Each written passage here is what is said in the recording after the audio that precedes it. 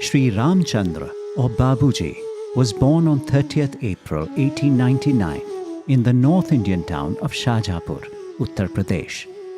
He served as a clerk in the district court for more than 30 years. In Hindi, a clerk is often referred to as Babu, hence he came to be known as Babuji.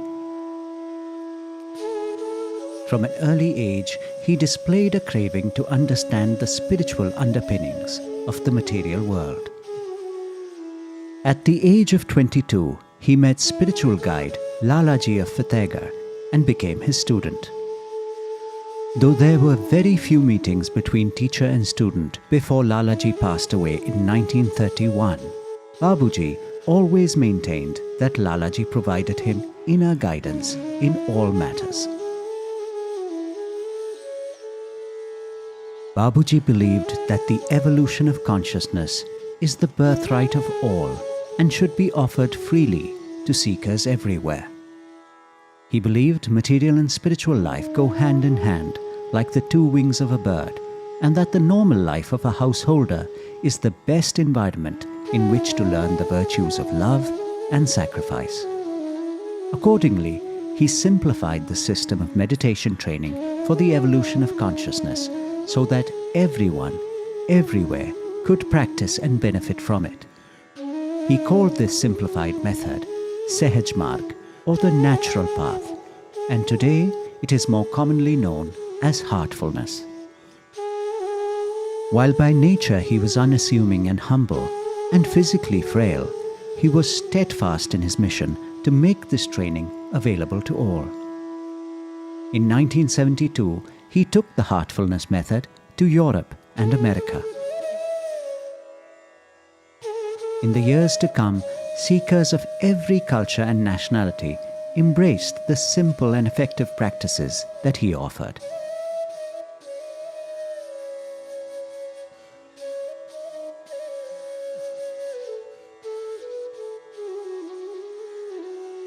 Babuji passed away in 1983. Even after his passing, the heartfulness movement has continued to spread. First under the guidance of his student Chariji of Chennai, and from 2014 under the guidance of Daaji. Heartfulness is now present in over 160 countries, and the number of practitioners continues to grow. In accordance with Babuji's guidance, heartfulness meditation training is always provided for free by volunteer trainers, online and in person. 2024 marks the 125th birth anniversary year of Babuji, a simple, selfless spiritual pioneer from a small town in Uttar Pradesh, who started a worldwide movement.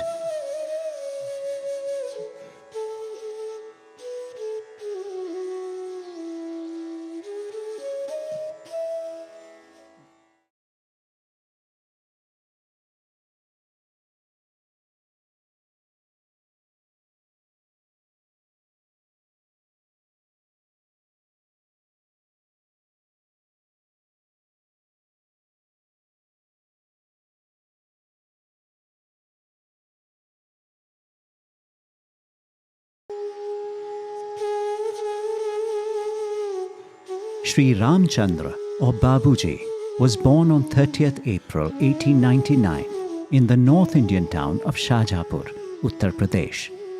He served as a clerk in the district court for more than 30 years. In Hindi, a clerk is often referred to as Babu, hence he came to be known as Babuji.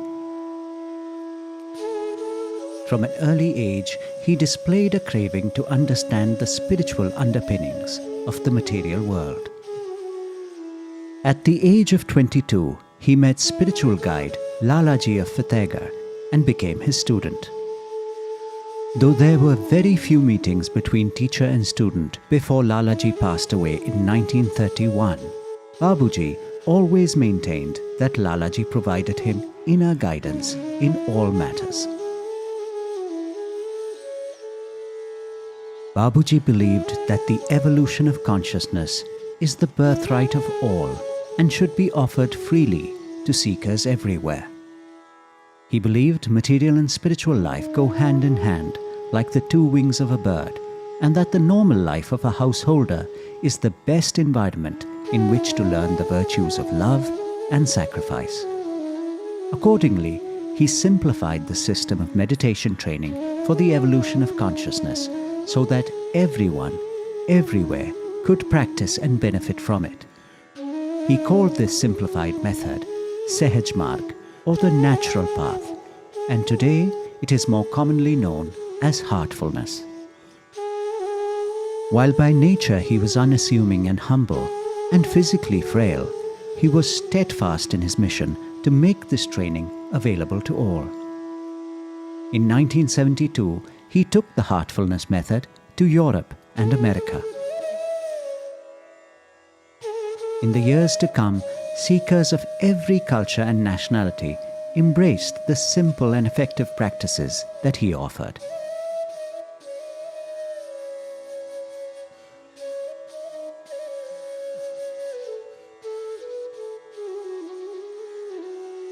Babuji passed away in 1983. Even after his passing, the heartfulness movement has continued to spread. First under the guidance of his student Chariji of Chennai, and from 2014 under the guidance of Daaji. Heartfulness is now present in over 160 countries, and the number of practitioners continues to grow. In accordance with Babuji's guidance, heartfulness meditation training is always provided for free by volunteer trainers, online and in person. 2024 marks the 125th birth anniversary year of Babuji, a simple, selfless spiritual pioneer from a small town in Uttar Pradesh, who started a worldwide movement.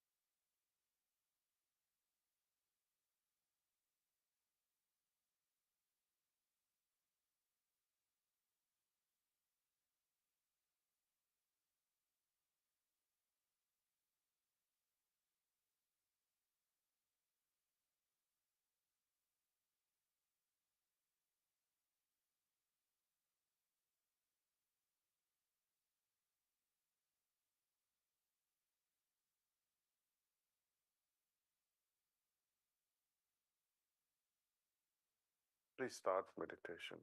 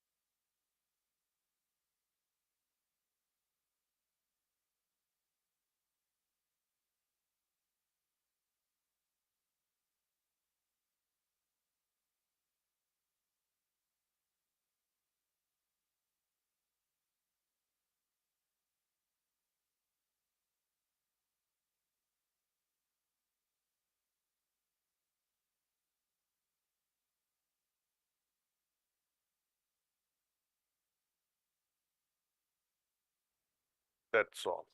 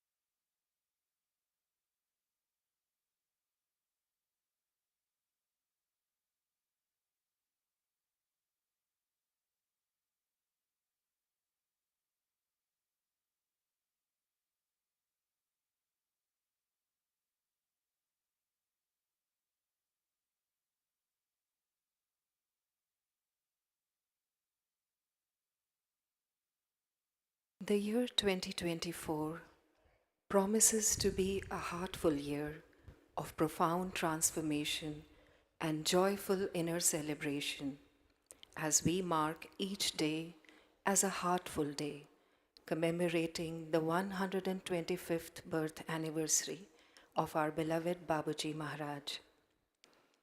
He devoted every moment of his life in serving his beloved master, Lalaji Maharaj. All he knew was his master, his very life an ode to his love for him. When Chariji once remarked to Babuji, "Do you have nothing else to speak about except Lalaji?" He replied with incredible innocence, "Is there anything else to speak of?"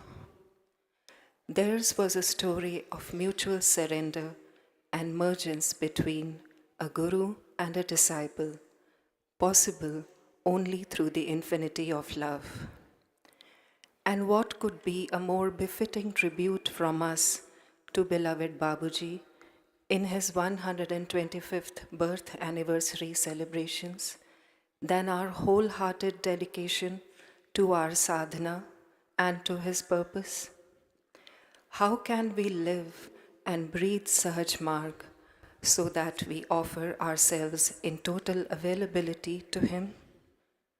If we do so with all our heart, each moment will truly become a festive one. Each moment, the potential to become the Parasmani for all of us. We have been given one such opportunity with the wonderful announcement by beloved Daaji today morning of the World Spirituality Mahotsav 2024 being convened at Kanha Shanti Vanam by the Ministry of Culture, Government of India, in association with Heartfulness from the 14th to 17th March. With the President of India, Shrimati Draupadi Murmuji, inaugurating it, and the Vice President, Shri Dhankarji, closing it, this would be an opportunity for all of us to serve the vision of our hierarchy in hosting 300 plus spiritual, religious, and interfaith organizations, more than 500 spiritual dignitaries, and around 75,000 participants. As beloved Daaji said today morning, it is a time for all of us to unite together to allow the seed sown by Babuji Maharaj to germinate and bring the whole of humanity together to live as one in those days. We urge one and all to come forward and volunteer and register for this mega conclave on the website www.worldspiritualitymahotsav.org. I now invite Brother Anil Kumar to take us through some more ways in which we can make the 125th birth anniversary of beloved Babuji Maharaj special through the initiative of being heartful every day.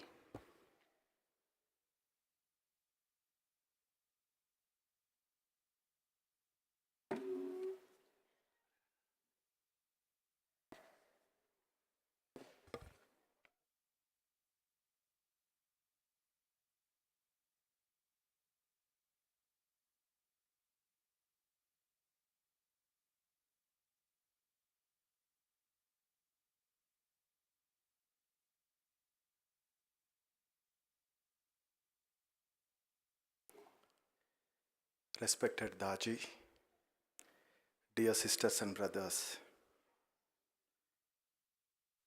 as Sister aptly described this special year that we are all going to embark on, we as a team have put together a nice, simple, and a structured engagement where we all embark on a new adventure, being heartful every day. So as I look for the slides to come up, the idea basically is, we know this is a special year, and what do we offer our beloved great master Babuji Maharaj as a gift, as a tribute on this special year, not just the occasion but the entire year. And whenever we think of offering gifts, we basically look at what would make this person who is the recipient of this gift happy, and what is that tribute that will make him proud that, okay, my proteges are basically taking care of what I care for. And all of us know that the best gift that we can give is becoming a manifestation of their teachings, becoming living ambassadors of this wonderful system. How do we become that? Or how can I become that? And that is what we would be sharing in the next couple of slides on this endeavor of putting together a structured engagement for the next 52 weeks from the time this adventure starts off, and how do we support each other to become living ambassadors of this wonderful system. This entire system hinges on two pillars. One, how do I intensify my sadhana, become an intense abhyasi, become more deep-rooted in all the tenets of this practice, starting from bringing automatism to my sadhana, to expanding the scope of the prayer to everything and everyone that I touch, offering heartful prayers there, and appreciate and honor the marvel of Babuji's works by picking up a couple of books that resonate with us and have a structured engagement in which we go deeper in every facet of what Babuji Maharaj is trying to convey through these books, and how do I internalize this process. So that is one dimension of this entire initiative. The second dimension is the external manifestation. How do I share the joy of heartfulness with the near and dear ones that we touch in every facet of our day-to-day life? All of us know and realize that we are privileged to have been part of this wonderful system, and we are grateful that we have been chosen by our masters to lead us on this path. Can we share that joy of heartfulness by sending the link of our master classes to one new person every day for about 365 days from the time we launch this system, or we launch this initiative? Every week we can prepare the list of 7 people. This is at least, right? Every week we can prepare a list of 7 people, 7 new people from our professional circuit, from our friends, relatives, near and dear ones, neighbors, people living in the society, and then share the master classes with them with a prayerful suggestion that may they go through the link and be part of the system that I am privileged to have. And then the next facet of that in terms of the external manifestation is, how do I live by the attributes of the heart? When we say living by the attributes of heart, what do we mean by that? How do we live by the attributes of heart? We take up one attribute of the heart, like kindness, like gratitude, like generosity, one topic per week, and then gain a deeper understanding of what does this attribute mean? How do I inculcate the spirit of this attribute in my day-to-day engagement? And can I practice it every day? Just as an example, take showing kindness as an attribute of the heart, and we pick that up for 1 week, and then start off with day 1 as, can I be kind towards myself? And in doing so, we will be given some tips on how do I be kind to myself, and I practice that for that day 1. Then pick up, how do I be kind towards the people around me in the family, my loved and beloved ones around. And day 3 could be, how do I be kind to people around me, my colleagues in the office and friends and so on and so forth. So the endeavor would be in that 1 week of where the attribute is kindness, we gain a good understanding of what is being kind, and then move on to another attribute of, say, gratitude the next week. Then day 1, day 2, day 3, day 7, internalize the entire gratitude as a concept, and then move to generosity. So like that we will pick up 52 such attributes and gain a deep understanding and practice it in our day-to-day life.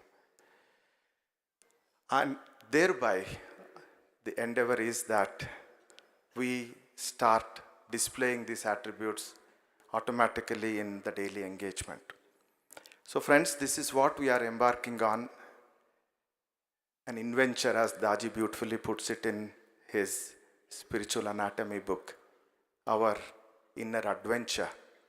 And by personalizing it to my sadhana and my manifestation of day-to-day living, can I make this adventure my joyful adventure, making it mine. And this could be the best gift that we can give to Babuji this year. You all would be wondering, okay, this is all fine, so what do I need to do? Nothing. As always in this system, all that you need to have is willingness to participate as a curious traveler.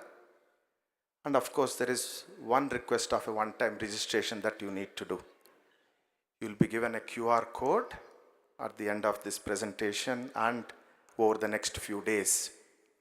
One-time registration, and this entire initiative would be run on the Heartfulness app, so that we all get a good understanding of not only this initiative, but also the million downloads that we have in the Heartfulness app, and would be able to use it.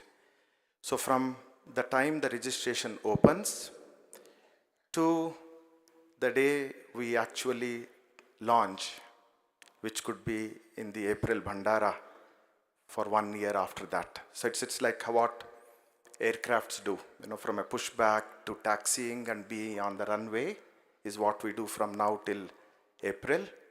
April is where we take off, and we have put together a wonderful team. Many of our volunteer brothers have come together for content, for running the analytics of helping each other, as well as supporting one and all in this initiative. That's it. So it's a heartfelt invitation to each one of us, each one of you, to be part of this initiative. Thank you.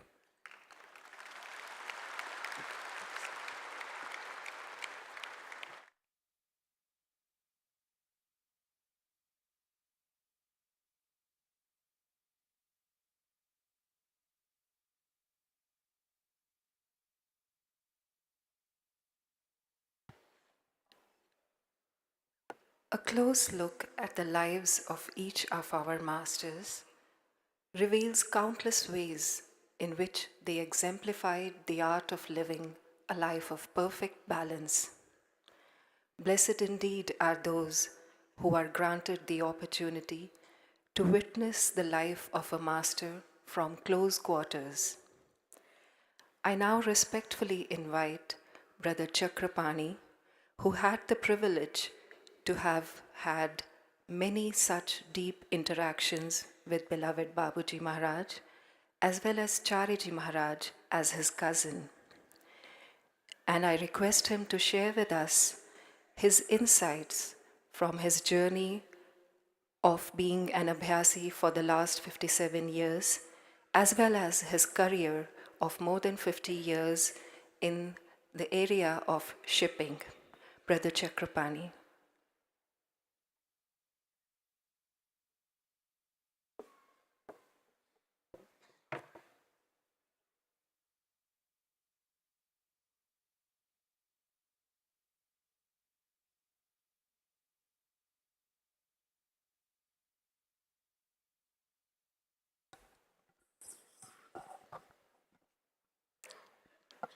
Hello, good evening and namaste. I come to you with something like 50 and odd years in seafaring career, mostly in sailing and shore-based activities. And as a coincidence, almost equal number of years in Sahaj Marg, heartfulness, meditation programs. And so it's sort of what you call a balanced life, virtually time-wise at least, 50 years to either one. But 50 doesn't make 100, it still makes only 80, that's my age. So first I'll go briefly through, there are a lot of commonalities between the career, the life that I led, and the spiritual life. There is such a lot of commonalities. I joined the training ship. It was called the Dufferin in the old days. In the year 59, I was 16 years old that time. There was a examination process, and we all came. 80 of us were selected. So we boarded the training ship in Bandar. It was in Bombay, off Bandar. Ship was moored 3 miles offshore. 80 of us, all full of enthusiasm and as fit as only 16-year-old can be, I think. So we came on board, and there were 80 seniors, 80 demons, and each one had a senior assigned to him to guide you through initial stages. And the training starts. The training is something very rigorous. They drill and grill and till your response is fairly automatic. And after about 60 days, there are some departures. Some people can't take the training.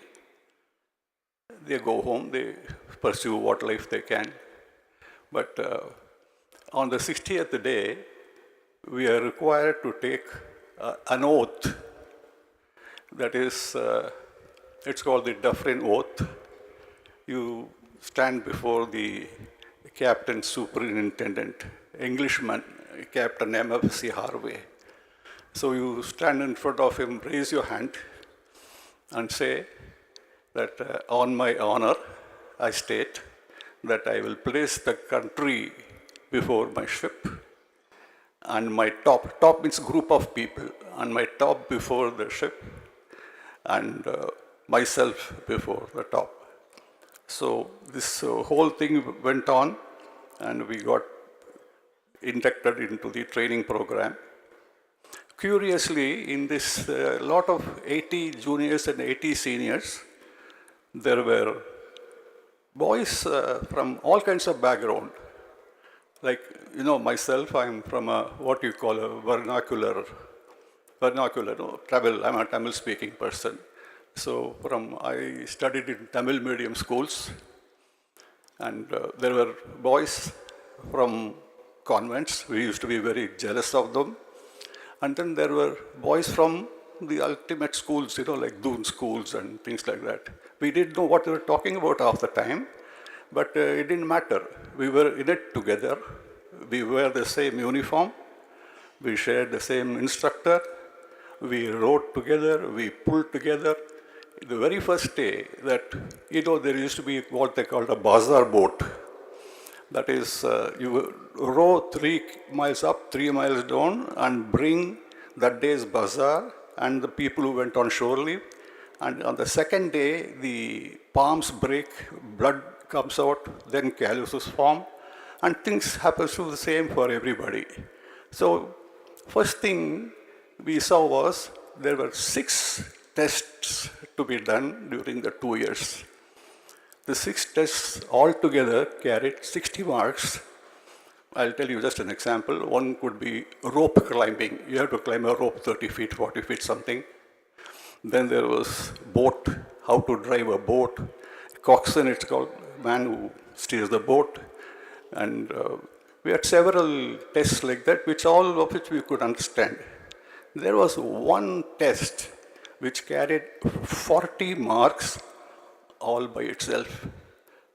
And the other things you can understand by what it says.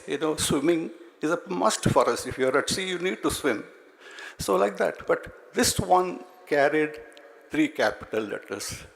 It said OLQ. 40 marks for just one heading. So very, very curious. What is this OLQ? So naturally, we went to the instructor. Officers were from Merchant Navy. They sailed. They were all captains. They were officers trained. all instructors or petty officers from the Indian Navy. So that was how it was. We went and said, "Sir, what is this OLQ for which you have given so much importance?" So he said, "These are called officer-like quality." Now you see, I think, where I'm heading. You see, this officer-like quality, what I said was, how you have 80 seniors, 80 peers, 80 juniors. How do you take orders from seniors? How in turn, when your turn to come give orders, how you give orders? Interpersonal relationship. All important, they said, this is very important. Someday you will be leaders, someday you will be captains of ships. I said, how are you going to do all this if you don't understand whom you are leading? It's very necessary. Sure thing, Now I think you understand this OLQ, it matches very well with what Lalaji Maharaj said so often. He placed so much importance on character building. So much importance. If you go see his literature, character building was tops. Etiquette.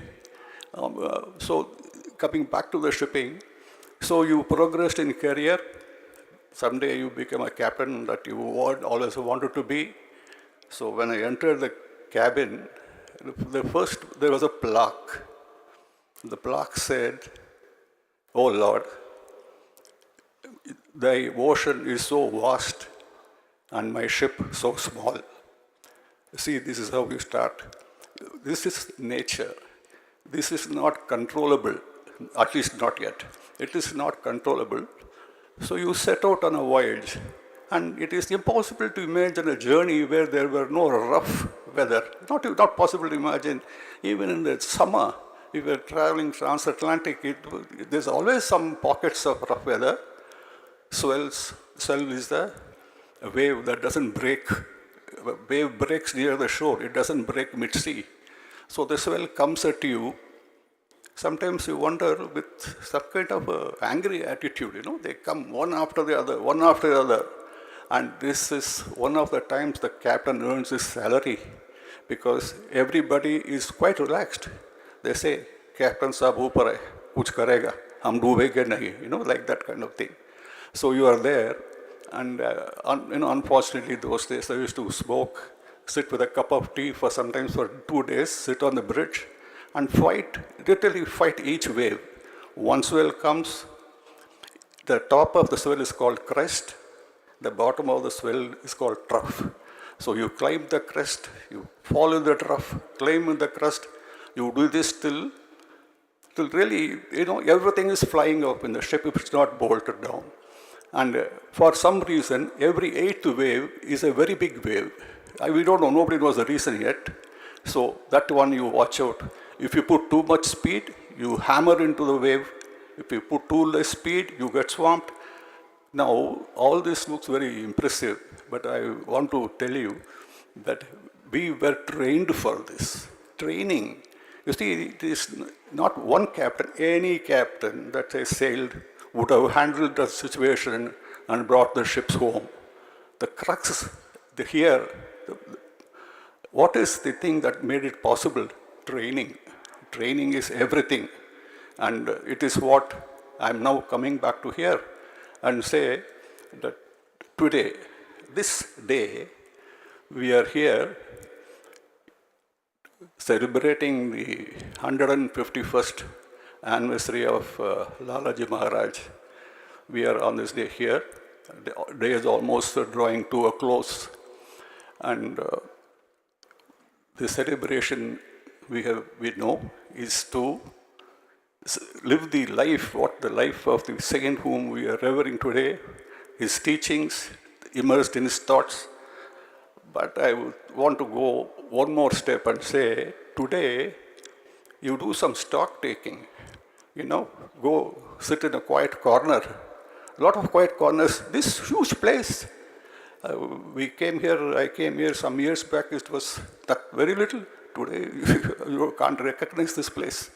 So you go sit down somewhere, sit in a garden, keep a paper pencil, immerse yourself in the grace that is flowing here. Immerse yourself and say, I came here last year, this day. I am here today, this day. Okay, 1 year time has passed. What have I done in this 1 year? What have I done? Have I brought less luggage, more luggage? What have I done to myself? Please sit down and think and seek answers. You see, the track, you have a track. We are on a track, we are on a course to do something. We are on a course to reach some place. We have to know, have we gone off the track? And this only you know, and the master knows. There is nobody else who will know. Inside you know, have I done the right thing? For instance, you got angry, you misbehaved, whatever. I'm not saying you should have done it. I'm just saying you could have done it, you might have done it. Okay, then what do you do about this? This is very similar to the self-appraisal that the corporates do. Sit down, look at yourself, and be honest and say, I have come here with more baggage, thereby destroying the dreams of my master and also wasting my time. So what is the point in the whole thing? Okay, you're a year older, so everything is getting a year older, that's alive. So that is one thing. The second thing that is Lalaji Maharaj's statement is beautiful. He always says, etiquette. That is a fast disappearing commodity, you know.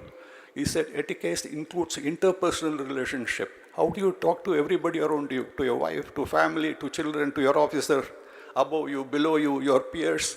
Everything matters. This builds you up.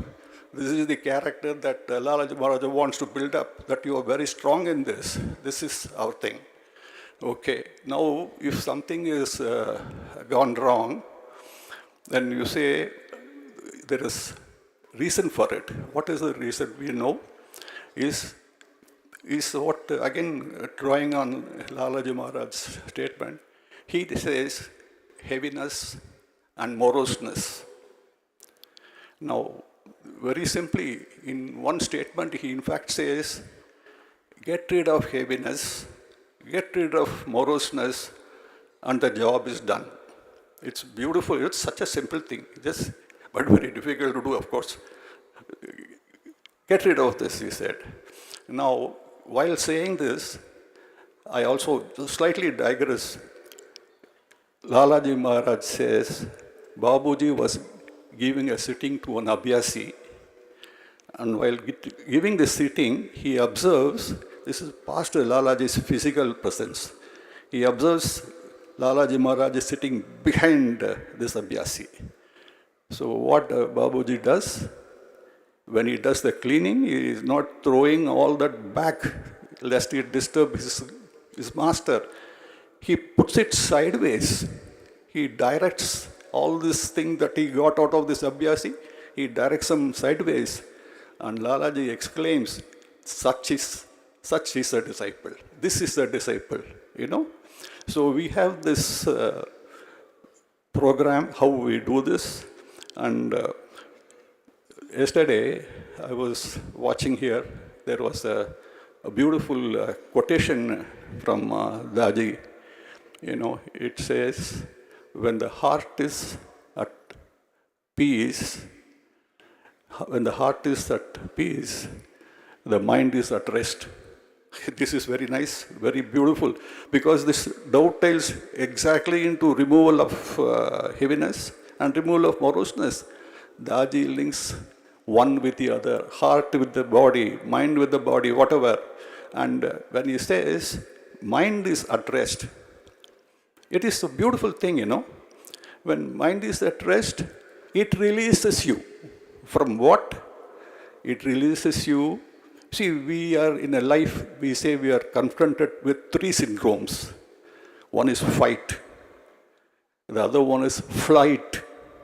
Okay? The fight, Flight syndrome is very well known. When you are in a situation, it may demand that you fight. It may demand that you flee. But yet there is one other terrible condition. In America, they call it deer in headlight. If you know what it is, when they are driving on the highway, this is what I have not seen one. When you drive on the highway with high power headlights, the deer is crossing, it looks up at the lights, it freezes. Literally, it invites its death. It cannot move.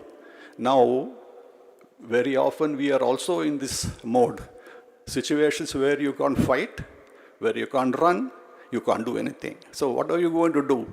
There's nothing else that release of the mind. The greatest gift is if the mind releases you from this, you are all right. Coming to this tracks in the ships, what we do, let's say I'm going from Amsterdam to New Orleans. I did that very often. You draw a line, it's called the course line. Every day you mark a spot and say, this is where I will be. Then you check where you are. You are not where you are, where you should be. You make track alteration course. You need to do that. When you find in your meditation, you find that you make a course alteration. Otherwise, you are not going, you would be very, very far away from where you should be. That is second. The third thing that I will say is the thing called leading lights. When a ship reaches a harbor, almost a harbor, how to find the safety channel where you are safe. So there are 3 green lights that are in a straight line. They keep on flickering. It is your job to keep all 3 in one line. When you keep all 3 in one line, you are 100% sure you are headed in the right direction, you are safe. Okay, do we have something similar? Surely we have. We have master, mission, method. And 3, yes, how do we serve them? The master, as the prime mover, is the prime mover, the very soul of the mission. And how do you serve him? Very simple, very simple. Obey. It says, obey and evolve. Is he asking you to do something very terrible? Stand, go midnight prayer somewhere? You be a grihastha. If you see the things that you are required to do to obey the master in our mission are so simple. There's simply no excuse for not doing it. That is the master. The mission is the one that is reaching across to every point of this world. This requires our assistance. We have heard, Ramayana on the television. You see this Gilahari stuff, goes, rolls in the sand and builds a setu. We are all like that. Do something, anything. It doesn't matter. Money, time, effort, what can you afford? Surely when once you have something disposable income, disposable time, you are young, you can give your effort, do it. The mission requires, in the old days in the American army, they say, Uncle Sam needs you, that kind of thing. So that is where the second part is. And the third part, meditate, that the method is all that is your effort for yourself. You are not doing this for anybody else. Method is for yourself. You practice it yourself. So this is how this whole thing works. And in Tamil, like I said, I'm a Tamil speaking person. In Tamil, there's a proverb which says, Kuzhandayum Deivamum Kondadum Idathil. In English, it translates, the children and the Lord, they flourish where they are cherished. We have to cherish. We have to cherish the master. The children, they say, children and the Lord. They're equating them, if you see that. Children and the Lord are equated. Children, cherish them and see how they glow. Babuji said once, this I have heard, where he said, make me happy and see what I can do. This he has said. make me happy, and see what I can do. So this is how it is working. I hope not too technical, but I thought there is a lot of in between the career and this thing. They are so intertwined, they're not separate, and that's all. Thank you. Thank you.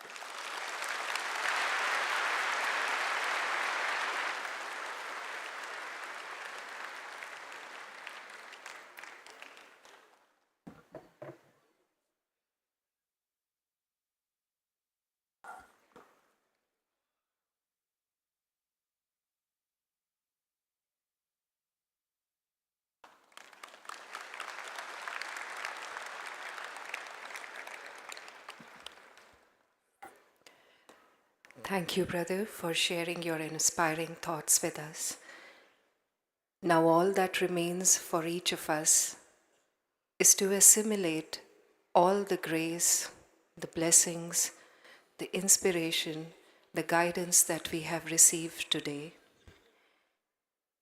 and make this day all the more special by remaining connected deep within ourselves to beloved Lalaji Maharaj, BABUJI Maharaj, and the entire hierarchy of masters. Let us truly make the remaining moments of today festive ones. Thank you.